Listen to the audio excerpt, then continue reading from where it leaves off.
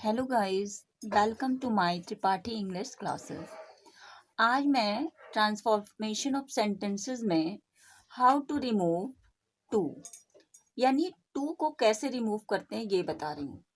वैसे तो transformation of sentences क्या होते हैं आई हैव ऑलरेडी एक्सप्लेन, फिर भी आज एक बार फिर मैं एक्सप्लेन कर रही हूँ कि ट्रांसफॉर्मेशन ऑफ सेंटेंसेस वो होते हैं जिसमें सेंटेंसेस बदल जाए लेकिन उसकी मीनिंग मीन्स उसका सेंस नहीं बदलना चाहिए। जो भी आप सेंटेंस बदलोगे उसका सेंस नहीं बदलना चाहिए।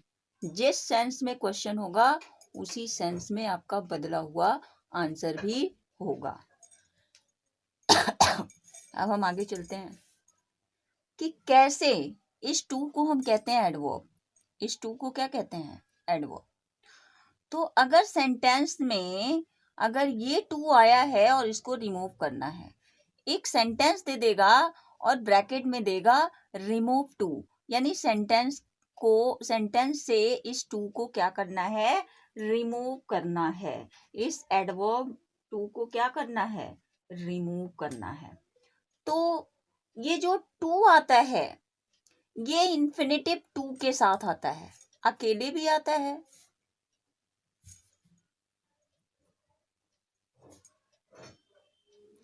Adverb to is used. Adverb to is used single. ठीक है, मतलब अकेले भी यूज होता है and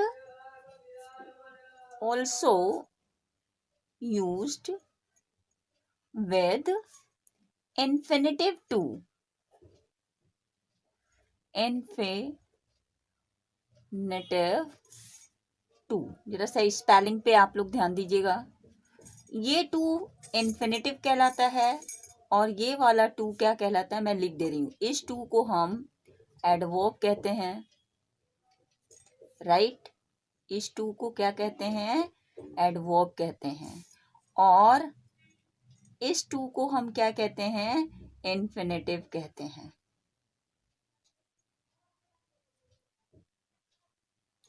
ठीक है, तो जब केवल एडवर्ब आएगा तो उसको कैसे हम हटाएंगे, तो किस तरह से बदलेंगे? और एडवर्ब टू और इन्फिनेटिव टू दोनों जब साथ में यूज होगा तब हम कैसे ट्रांसफॉर्म करेंगे मैं ये आपको बता रही हूं, राइट? अब एक एग्जांपल देती हूँ, बहुत ध्यान से समझिएगा, बहुत ही ध्यान से समझिएगा, नहीं तो समझ में नहीं आएगा, राइट? अब जैसे एग्जाम्पल मैंने दिया, यहाँ पे मैं एग्जाम्पल दे रही हूँ। My mother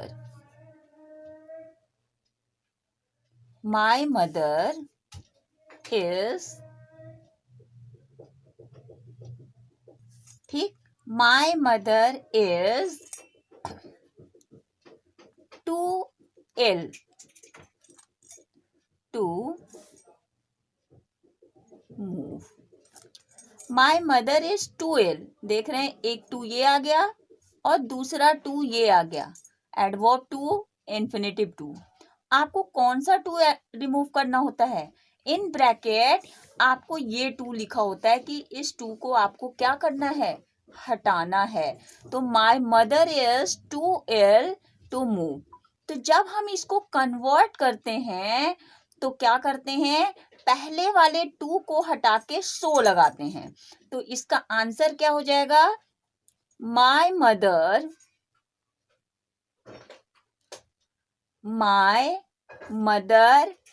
इज, यहां तक आप देख रहे हैं, माय मदर इज मैंने ये सेम लिखा है, इसको हटाया, क्या लिख दिया? सो लिखा। Keep in your mind how to remove adverb too if given in sentence with infinitive to. अगर इन्फिनेटिव टू के साथ एडवर्ब टू दिया है तभी आप इस एडवर्ब की जगह सो यूज करोगे। अदरवाइज अगर ये सिंगल विदाउट इन्फिनेटिव टू के साथ यूज हुआ है तो वहां पे ये टू सो में कन्वर्ट नहीं होगा। वंस अगेन इस एडवर्ब टू को सो में कन्वर्ट हम तभी करेंगे जब ये टू किसके साथ यूज होगा, इन्फिनेटिव टू के साथ यूज होगा। तो आप देख रहे हैं ये टू इन्फिनेटिव टू दोनों एक साथ यूज हुए हैं, इसलिए ये टू सो में कन्वर्ट हो गया। तो my mother is so ill, right. ठीक है, अब हम अपने से जोड़ेंगे डैड। क्या जोड़ेंगे, डैड। ठीक है, क्या जोड़ेंगे, डैड जोड़ेंगे। उसके बाद हम सब्जेक्ट लिखेंगे। तो कौन बीमार है, माँ बीमार है। किसके बारे में हम बातें कर रहे हैं, माँ के बारे में। तो दोबारा यहाँ माँ तो लिखेंगे नहीं, क्या लिखेंगे, she. My mother is so ill that she. और अगर यहाँ ये सेंटेंस प्रेजेंट टेंस में है तो हम कैन लगाएंगे। क्या लगाएंगे, कैन। और क्या जोड़ेंगे, नॉट। कैन नॉट, और इस टू को क्या करेंगे, हटा देंगे, राइट। इस टू को हटा के क्या लिखेंगे, डैट, फिर सब्जेक्ट लिखेंगे, फिर कैन नॉट लिखेंगे, और फिर प्लस वर्ब, राइट, जिस फॉर्म में। तो क्या हो जाएगा, मूव, कैन नॉट मूव। एक चीज मैं आपको बताना चाह रही हूँ, जो कि ऑलरेडी ट्रांसफॉर्मेशन जब मैंने असर्टिव से इंट्रोगेटिव, इंट्रोगेटिव से असर्टिव बताया था, तो आपको याद होगा, आप अगर पढ़ रहे होंगे, रिवाइज कर रहे होंगे, तो आपको जरूर याद होगा, जो हमारा क्वेश्चन दिया रहता है उसको हम ध्यान देते हैं कि वो असर्ट पॉजिटिव सेंस में है या नेगेटिव। तो आप देख रहे हैं इसमें कहीं भी नॉट नहीं लगा है, इसलिए हम जो सेंटेंस बनाएंगे उसमें हेल्पिंग वर्ब के साथ क्या लिखेंगे, नॉट। वंस अगेन, अगर दिया हुआ सेंटेंस, दिया हुआ क्वेश्चन पॉजिटिव सेंस में है तो जो हमारा आंसर होगा उसमें हम नॉट जरूर लगाएंगे। अगर हमारा दिया हुआ क्वेश्चन पॉजिटिव सेंस में न हो करके नेगेटिव सेंस में है, यानी क्वेश्चन में नॉट लगा है, तो आंसर से हम नॉट को क्या करेंगे, हटा देंगे। तो my mother is too ill to move, यहाँ कहीं नॉट नहीं लगा है, इसलिए हेल्पिंग वर्ब के साथ हम क्या लगाएंगे, नॉट लगाएंगे। My mother is so ill that she can not move. Structure बता दे रही हूँ कि क्या क्या लिखेंगे, सो के बाद स्ट्रक्चर, ये स्ट्रक्चर आप याद कर लीजिए। पहले तो आप इतना सेंटेंस क्या करेंगे, उतारेंगे, राइट। इतने सेंटेंस क्या करेंगे, उतारेंगे, ठीक है। फिर उसके बाद क्या लगाएंगे, डैट। कहाँ से, टू को रिमूव करके, टू से मैं बता रही हूँ क्या जोड़ना है, टू को रिमूव करके क्या करेंगे, इसकी जगह हम डैट लगाएंगे, डैट लगाएंगे, प्लस सब्जेक्ट लिखेंगे, ठीक है। सब्जेक्ट किस, अकॉर्डिंग टू रिपोर्टिंग स्पीच, यानी सब्जेक्ट रिपोर्टिंग स्पीच का होगा, सब्जेक्ट हो गया। फिर उसके बाद क्या होगा, प्लस, अगर हमारा ये प्रेजेंट टेंस में है तो कैन लगाएंगे। पास्ट टेंस में अगर मान लीजिए इसकी जगह अगर यहाँ वॉज होता तो यहाँ कैन की जगह कोड हो जाता। ध्यान दीजिएगा, अगर ये हमारा प्रिंसिपल क्लास यानी रिपोर्टिंग स्पीच प्रेजेंट टेंस में ना होकर के पास्ट टेंस में होता तो कैन की जगह क्या लिखते, कोड लिखते।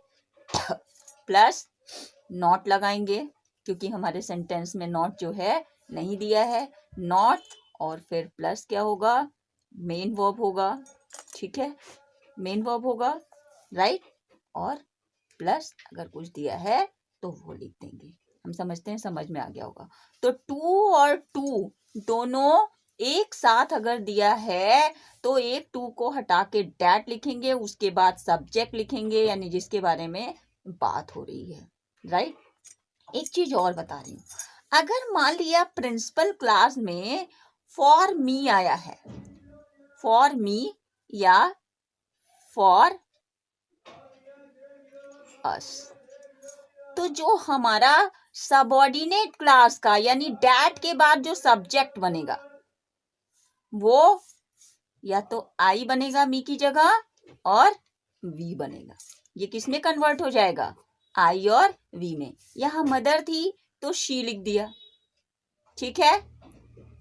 जैसे हम एग्जाम्पल से आपको समझा रहे हैं। The tea is too hot for me. The tea is too hot for me to drink. To drink, right? The tea is too hot for me to drink. आप देख रहे हैं एडवर्ब टू यूज हुआ है और ये use हुआ है। इसका मतलब बाकी रूल्स तो वही होंगे, सो और that, can not, could not, जो भी अकॉर्डिंग टू टेंस यूज करना होगा। लेकिन अब यहाँ टी दिया है, यहाँ माई मदर दिया था, तो हमने कन्वर्ट कर दिया सब्जेक्ट, उसको बदल दिया सी में। अब टी यहाँ सब्जेक्ट हम जो बनाएंगे वो हमारे ऑब्जेक्ट के अनुसार होगा। इसीलिए हम बता रहे हैं कि फॉर मी अगर आया है और फॉर अस आया है, वही डैट के बाद सब्जेक्ट बनेगा। फॉर मी की जगह फॉर मी को कन्वर्ट करेंगे आई में, और अस आया है तो वी में। तो इसको जब हम कन्वर्ट करेंगे बच्चा, तो ये हो जाएगा, ये आंसर है आपका, ठीक है। The tea is so hot, the tea is so hot that, ये हट जाएगा। क्यों हटेगा? क्योंकि यही तो हम बदल के आई और वी में कन्वर्ट करेंगे। The tea is so hot, ये हट जाएगा। फिर हम लगाएंगे डैट। अब सब्जेक्ट कौन बनेगा? कौन बनेगा सब्जेक्ट? क्योंकि क्या लिखा है? फॉर मी लिखा है। क्या लिखा है? मी। तो मी का सब्जेक्टिव केस क्या होता है? आई। तो ये आई हो जाएगा। तो the tea is so hot that I can not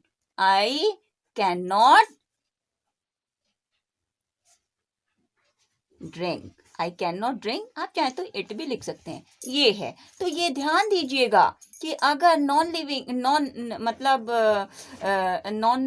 living thing से सब्जेक्ट शुरू है और नहीं समझ में, आप अगर सेंटेंस में फॉर मी और फॉर अस आया है, तो सबऑर्डिनेट क्लास का जो सब्जेक्ट होगा वो आई और वी में कन्वर्ट हो जाएगा। तो ये तो आपका टू और टू का यूज बता दिया कि कैसे टू और टू दोनों साथ दिए रहेंगे, तो हम इसको चेंज करेंगे। अगर मान लिया, ठीक है, एक चीज यहाँ छूट गया है, मैंने डैट से बताया, इसलिए बताया है कि टू को रिमूव करके तो आप यहाँ सो लिख ही देंगे, इसलिए मैंने डैट से स्ट्रक्चर बताया है आपको, ठीक है। और आप चाहें तो यहाँ शो लिख सकते हैं, मैंने नहीं लिखा है क्योंकि ऑलरेडी ऊपर क्या किया है, एक्सप्लेन कर चुकी हूँ। तो अभी आप ये समझ रहे थे स्ट्रक्चर से कि कैसे स्ट्रक्चर हम फॉलो करते हैं, कैसे टेंसेस के अनुसार कैन और कुड का यूज़ करते हैं, कब हम अगर फॉर मी आ जाता है, फॉर अस आ जाता है, तो उसको किस में कन्वर्ट करते हैं, आई और वी में, राइट। ये इम्पोर्टेंट नोट है, इसको दिमाग में रखिए, ठीक। अब मैं वो बता रही हूँ कि जब केवल एडवर्ब टू सेंटेंस में आया हो, राइट, तब हम क्या करते हैं, उसका एग्जांपल मैं दे रही हूँ। विदाउट यूजिंग इन्फिनेटिव, इन्फिनेटिव के साथ एडवर्ब का यूज ना हो, केवल एडवर्ब का यूज हो, तो उसको हम कैसे चेंज करते हैं। एग्जांपल जैसे दिया, it is too hot, it is too hot, right, it is too hot. तो आप देख रहे हैं कि केवल एडवर्ब टू यहाँ पे यूज हुआ है। तो जब सेंटेंस में केवल एडवर्ब टू का यूज होता है, किसका? केवल एडवर्ब टू का यूज होता है, तो ये एडवर्ब टू किस में कन्वर्ट हो जाता है? ये बदल जाता है एक्सट्रीमली में। किस में चेंज हो जाता है? एक्सट्रीमली में चेंज हो जाता है, राइट। या फिर इसको हम किस में चेंज कर देते हैं? एक्सेसिवली में। EXC, ये C है, ESSIVELY, और beyond the proper limit, beyond the proper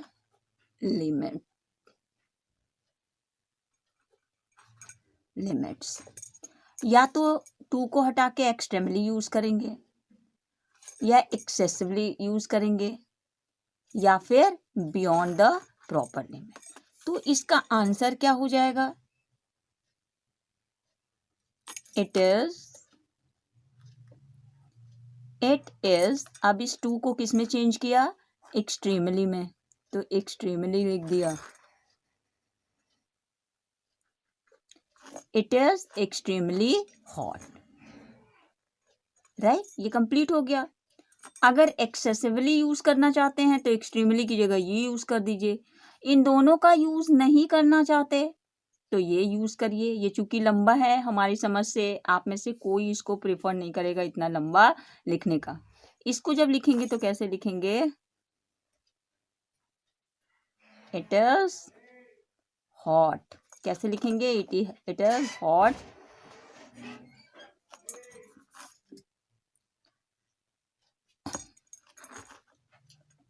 beyond the proper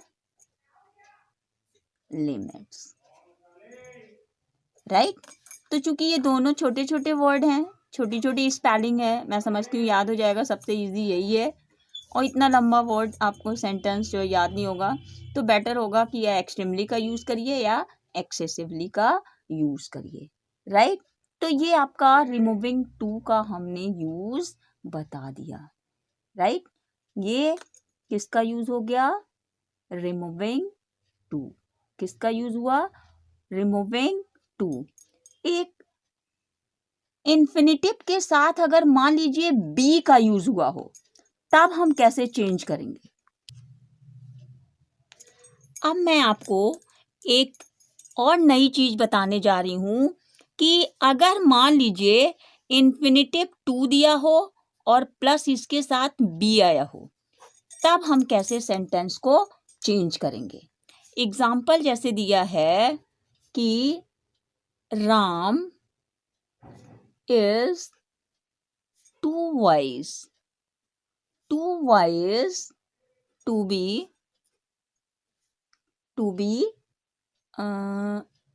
deceived, right? To be deceived, DECEIVED,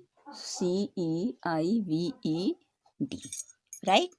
Ram is too wise to be deceived. तो हिंदी क्या बनी? इसको हम चूंकि पॉजिटिव सेंस, मतलब अर्थ तो हिंदी में नेगेटिव में ही आएगा, लेकिन सेंटेंस में नॉट नहीं लगा है, तो जो आप आंसर बनाएंगे उसमें तो नॉट लगेगा ही लगेगा। तो देख रहे हैं कि इन्फिनिटिव के साथ बी का यूज हुआ है, तो आपको ये बी का भी यूज करना पड़ेगा। तो इसका स्ट्रक्चर क्या हो जाएगा? यहां से मैं स्ट्रक्चर बता रही हूं।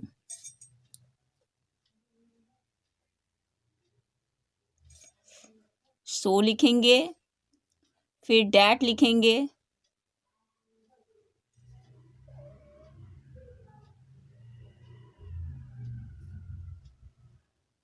ठीक। सो डैट प्लस सब्जेक्ट लिखेंगे प्लस